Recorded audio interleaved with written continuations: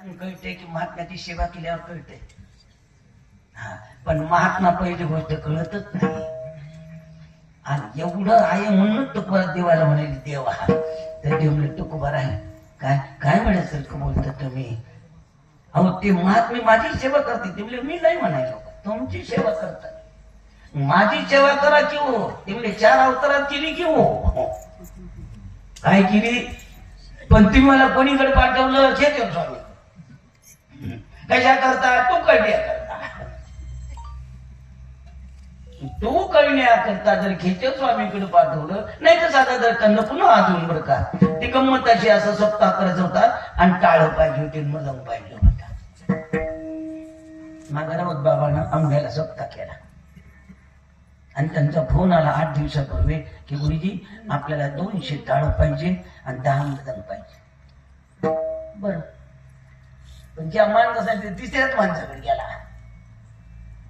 तेवढे आपल्याला मृदून पाहिजे टाळ पाहिजे. त्यांनी मला पाहिलंच नव्हतं. ते माझ्या समोर म्हणायला राऊत महाराज बोलले भीमाशंकर गुरुजीला की 10 मृदंग आणि 200 टाळा पाहिजे.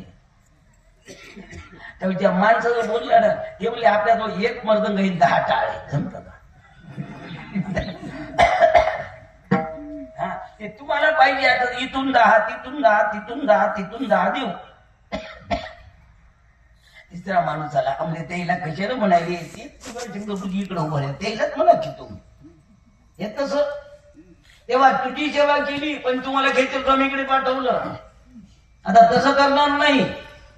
4 अवतार तिने तुला पटल अशी केली पण तुम्हाला तिकडं पाठवलं ना. अशा महात्म्याची आता मला सेवा करायची.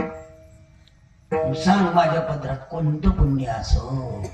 मग पुण्याचे 2 प्रकार म्हणजे पापात्मक पुण्य आणि पापरहित पुण्य म्हणजे शुद्ध पुण्य. शुद्ध पुण्य कशानं होतंय. परमार्थातली कोणतीही क्रिया करते वेळेस कोणतीही म्हणायलो ती प्रेमानं करायची. निष्काम करायची म्हणजे प्रपंचाची इच्छा ठेवायची नाही. निर्दंब करायची म्हणजे करायचं थोडं दाखवायचं जास्त हा सुद्धा त्याच्यात दोष आला नाही. निर्मत्सर करायची कोणाचा सुद्धा मत्सर अशा प्रकारचा आला पाहिजे त्या क्रियेत. आणि अशाही परमार्थाची सेवा केली म्हणजे त्याचं शुद्ध पुण्य तयार होते. आणि अशा शुद्ध पुण्यानं काय होते महात्म्याची भेट होती. निष्कामता निजदृष्टी अनंत पुण्य कोट्यान कोटी रोकड्या नाही ते पाठवू वाटी काही होय भीती हरिप्रियाची म्हणजे महात्म्याची. म्हणून देवा तुम्हाला विचारायलो कोण पुण्य त्यांचा होईन सेवक. अशा प्रकारचं पुण्य असेल पाहिजे आणि त्याची सेवा अशा प्रकारची घडते. आणि इकडे बोलू देशाची सेवा निष्काम करण्याकरता सुद्धा पुण्यच लागते आणि देवाची सेवा निष्काम करण्यासुद्धा काय लागते. पण असं निष्काम पुण्य देश सेवकाला सुद्धा घडण्याकरता महात्म्याची भेट व्हावा. महात्म्याचं मार्गदर्शन पाहिजे. शिवाजी महाराजाला 2 महात्म्याचं मार्गदर्शन नसतं तर स्वराज्य निर्माण झालंच नसतं. विषयांतर करायचं नाही. रामदास स्वामी आणि तुकोबा आहे पण महात्मे म्हणायलो महाराज वेगळा आणि महात्मा वेगळा. महाराजाचा भ्रम गेलेला असतो नसतो आणि महात्म्याचा भ्रम गेलेला असतो. महाराज म्हणलं की घर भरीत असतो आणि महात्मा म्हणलं की घराची पर्वा करत नसतो. जे जे महात्मे झाले त्यांच्याबद्दल चिंतन चालले. कोणाबद्दल. आज गजानन महाराजांमुळे एवढा थाट आहे की हो पण त्यांचं घर कसं होत. ही शक्ती साधना केली. चला पुढे काय हरकत नाही. महाराज कोणाची सेवा असं त्यांनी विचारलं. म्हणजे महात्म्याची सेवा म्हणजे कोणा महात्म्याची सेवा जी ही द्वंद्वाधिक दुराविजी. असं ज्यावेळेस तुकोबाऱ्यानं भगवंताला विचारलं त्यावेळेस भगवंत नुसतं पाहत होते. भगवंता तुकोबाऱ्याला ते म्हणजे मला तर काय दुसरं पाहायचं करायचं होतं. तुकोला फसवायचं होतं आणि तुकोबाऱ्यानं मला फसविलं. असं फसलं की असं मागलं की ज्याच्यातून मला जाताच येत नाही. इंद्रानं पुण्य केलं पण देव मिळाला की स्वर्ग मिळाला. ब्रह्मदेवानं शतएक जन्मा जन्मोनी ब्रह्मकर्मा, पुण्य केलं की देव मिळाला की देव तिथून गेला, देव तिथून आणि तोपर्यंत मला सोडलंच नाही. मोकळं नसतं पाहत होते बरं कोण भगवंत. तुकोबाईकडे शपथ पाहत होते. ते म्हणजे देवा काय झालं हो, बोला की माझ्या प्रश्नाचं उत्तर दिलं नाही. पण उत्तर देऊ नका, मी दुसरं विचारतो ते सांगा. अशा महात्म्याची भेट होण्याकरता मी अजून काय करायला पाहिजे असे कधी विचारलं असेल तर त्याचं उत्तर अभंगाच्या दुसऱ्या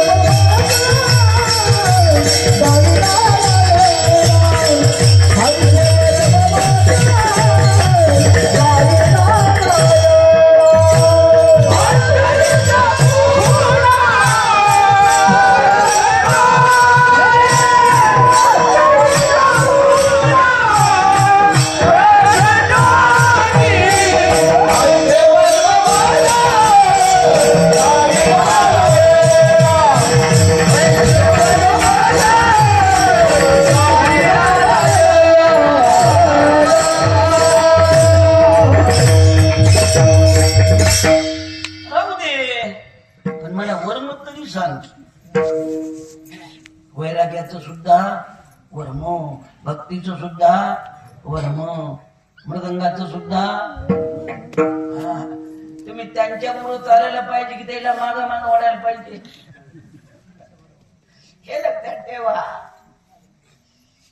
नाहीतर काही वेळेस असं असतं मनाला लई माग ओढत, त्यावेळेस रंग भरत नाही. काय भरत नाही? रंग भरत नाही. हे कशा करता सांगितलं? देवाची पूजा करत असताना बर का, पण देवाची पूजा करणारा जे करत त्याला बोलतो, करत बरोबर आहे, करता. बरं, प्रेम पूजात वाढायले की कमी व्हायले? कमी व्हायले. कोणाचं सांगणार ते काय? आपण सगळी पूजा करणार आहे हो, हेच इकडे लावायचं. देश सेवा करते वेळेस देशावरचं प्रेम वाढलं पाहिजे. काय वाढलं पाहिजे? बाडूर सैनिक आहे, त्याचं प्रेम कोणावर असा? एकरा बाळावर असा की शेतावर असा की गुराढ त्याला लेकर बाळ आणतात की नाही? पण नाही महाराज, फक्त त्यांच्या पुढे देशाचं रक्षण असतंय. काय असतंय? देशाचं रक्षण असतंय. तसं देवपूजा करते वेळेस देवच असा की बाकीचा सगळा पसारा असा? प्रेम का वाढन?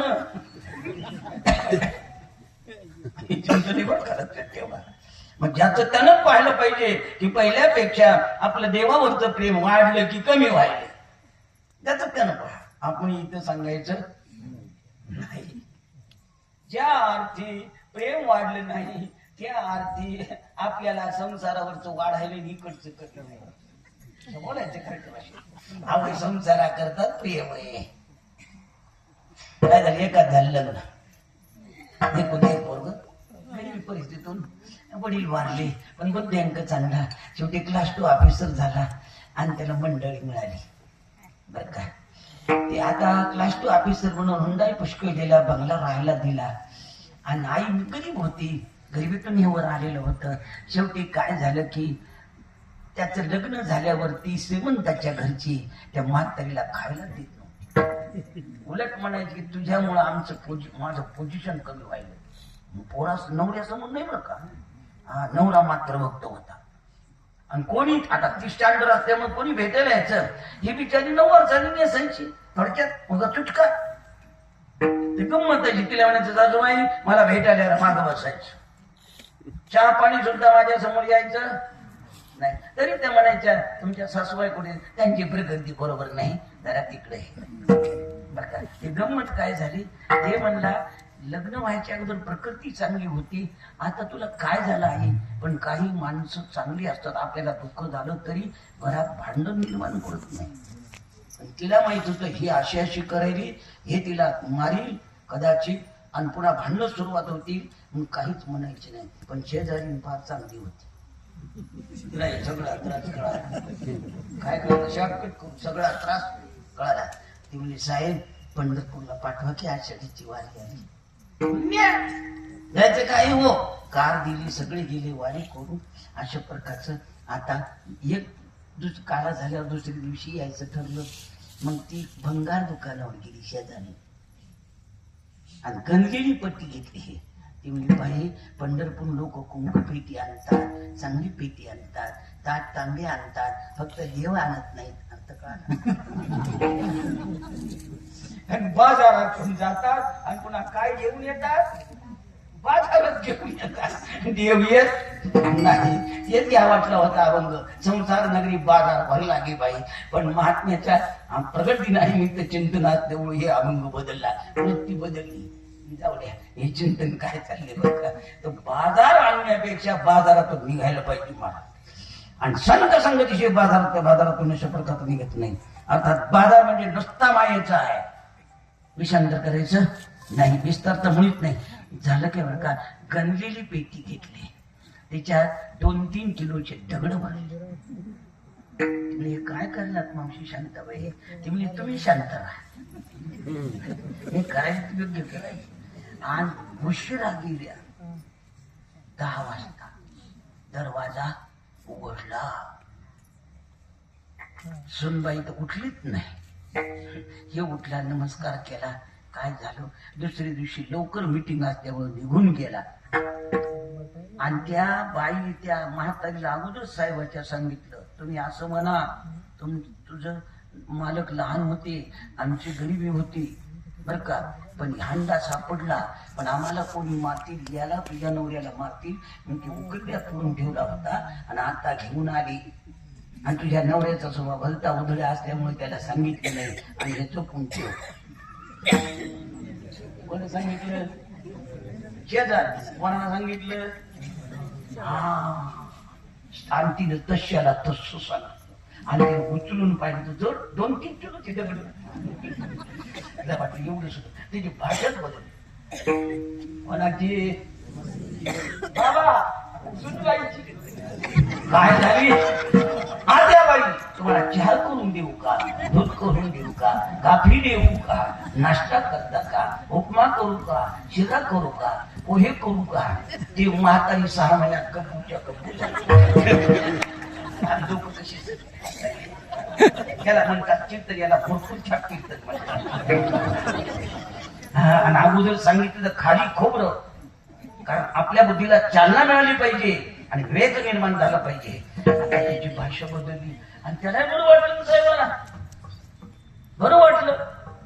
शेजारनी आली, शेजारणीला बोलवलं, कहू शांताबाई म्हणजे खरंच पांडुरंग पावला, म्हणजे पंढरपूर लागल्यावर पांडुरंग पावतच असते.